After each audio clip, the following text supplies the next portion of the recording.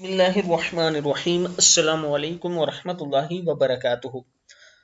आबिद रजा official channel की तरफ से आज मैं अपने दोस्तों को रसूलुल्लाह सल्लल्लाहु अलैहि वआलिहि वसल्लम का एक फरमान बताऊंगा। आप दोस्तों ने इसे गौर से सुनना है।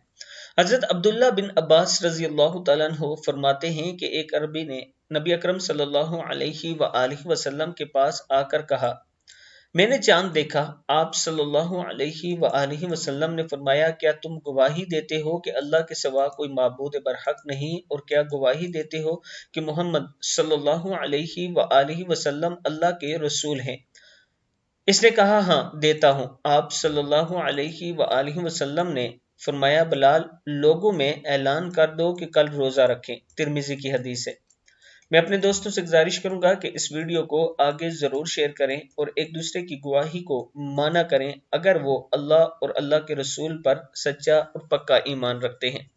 इस वीडियो को आप दोस्तों ने आगे जरूर शेयर करना है और चैनल को सब्सक्राइब करना ना भूलें। अस्सलामु अलैकुम वरहमतुल्लाहि वबरकातुहू।